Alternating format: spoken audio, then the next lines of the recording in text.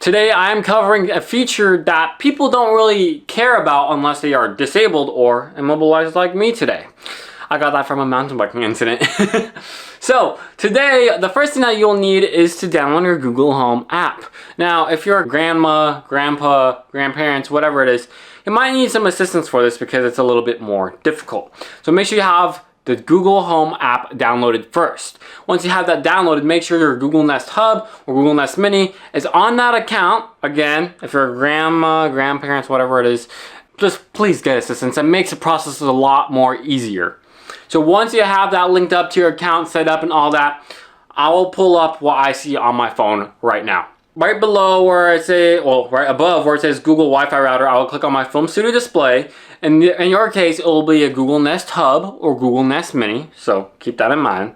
And I want to keep my volume up to 100. And what you want to do is go to, so in between where you see the little equalizer settings and these three little dots, you'll see this gear icon. Go ahead and press that gear icon. So in this gear icon, it will start with general device features. Go ahead and scroll all the way down until you see accessibility. In accessibility, you will see play start sound and play end sound. So what this does, play end sound doesn't really work that well, in my opinion. So honestly, I would just disable that, but it will be the same thing as the start sound, but just being dinged again right when it's done. So this is only what this play start sound is. Play end sound is pretty straightforward. Here we go. I'll ask it the weather. Hey Google, what's the weather? Currently in Corona, it's 76 degrees and sunny. Today, it'll be sunny with a forecasted high of 78 and a low of 54. That's what I meant by play start sound. Now it says audio description, so if I trigger that on. Okay, so in the app when we enable audio descriptions, what's supposed to happen is that while you're watching a video, if it is supported with audio subscriptions, it will tell you what's going on in the video. But mostly on YouTube, it will have a little thing that says with audio descriptions. So it's not really that useful in my opinion, but I mean, it's there as a really cool option, but it is very limiting. Alrighty, in the app, now we're going to enable the screen reader. So if I press on the screen, so if you can't see, on the little outlines of the screen right now, screen reader on. It has a little red line, which means that the screen reader is on right now. So if I go ahead and press on time. 66 degrees, clear 1940. Double tap to activate. Double tap.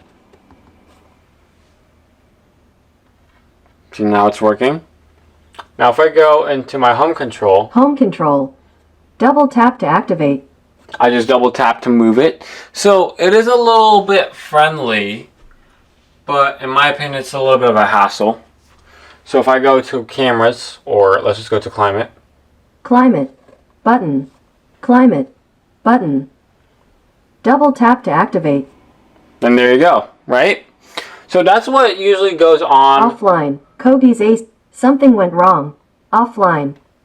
Okay, so that is an issue, because I want to go back. Kogi's selected. Temperature. So I want to go back to home, button. But with screen reader it doesn't let me. Activate. So that is one issue that we gotta face. Go back to home. Boom. So it's a little bit of a hassle with screen reader, so I'll just disable that now. Now the next option that we have is color correction. Okay, so with color correction, this is what none looks like right here. So just your regular blue sky that you see going on.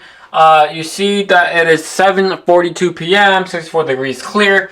Now if I change it to the first option, which just says correct for pro-tano-mali. I can't say the whole word, but pro-tano-mali. It will look something like this. Let's just give it a second to update.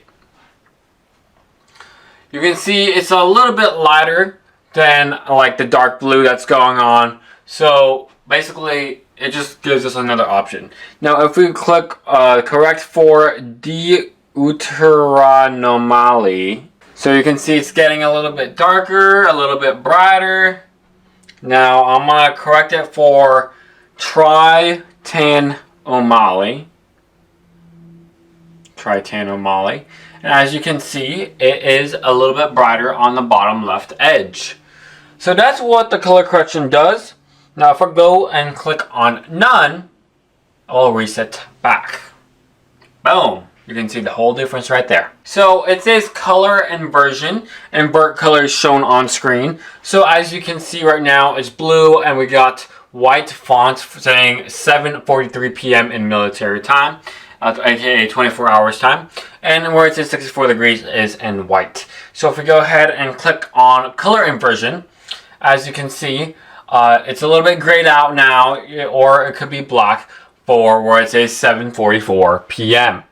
The background where it's supposed to be blue sky is now white. So again, I'll turn it off and I'll turn it on. And that's it on. And again, I will turn it off. Boom. There you go. You see it? That's what color inversion is. It basically just inverts the colors that you have going on. Okay, so the next option, if you turn it on in the app, is the Magnify Screen. Magnify the screen with triple tap. So let's just say I am 60 years old and I can't really see that well. I need a prescription, etc. So what you want to do, 1, 2, 3. Boom. Now you could do that. It's a little bit delayed in its response, in my opinion. You need 2 fingers to move around. I find that kind of annoying, honestly. But you need 2 fingers to move around, and you can use 2 fingers to zoom in and zoom out. And just press 3 times again to exit out. As simple as that, that's what magnifying does. Alrighty, now we are in the closed captions tab. So right here it says use captions for video content, assistance voice. So if we go onto video content, we will click that on. And right below it says text size and caption style. But most importantly, it says assistance voice. So we can turn that on, and whenever something's happening, it will show on the screen. Now, the text size, I will change it from normal to very large. So a person asking, can it reach around 14 font size or whatever it is with it? The answer is yes, because you were able to use it through the app. Now the caption style, you can use the app defaults, white on black, black on white, yellow on black, yellow on blue, or make your own. Now if you do press on custom, you do have access to the font style, such as the size and opacity. Now if you choose the background, you do have access to the color and opacity. With color, you can choose black, blue, cyan, green, magenta, red, white, and yellow. And for window options, you have the window color and window opacity, and it would look like this. Basically, it would just fill out that little square. So let me do a little broadcast, and let's see. Incoming broadcast. It says, display test 1, 2, 3. And that's how it will show. So if there's something going up, or if you have a reminder, it will quickly say that on the screen itself. Now I will do that one more time. Incoming broadcast. It says, display test 1, 2, 3. There we go. And that's what it would look like with the assistant's voice. But what if it's a video? So we're going to load a video right now. So there's a little captions right there. And now if we go into here and then play the video. The new features on this guy, as well as some compatibility notes. Below this video, there will be timestamps if you want to jump to different sections of this video or more information on the different modules. Now, as you can see, the closed captions is a little bit lower, but it says video content. So, what type of video content? So, as you can see here, there is obviously captions on YouTube, but the captions are pretty much exactly the same that you would usually use on your phone.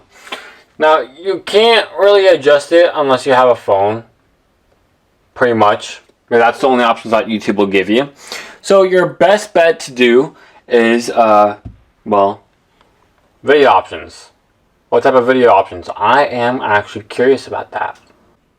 If this video is very helpful for you, make sure to subscribe and check out more of my videos on this channel. I cover all things smart home, and especially when it's immobilized. Go ahead and ask me some questions, but not too much, please, because I can only type one-handed. Thank you.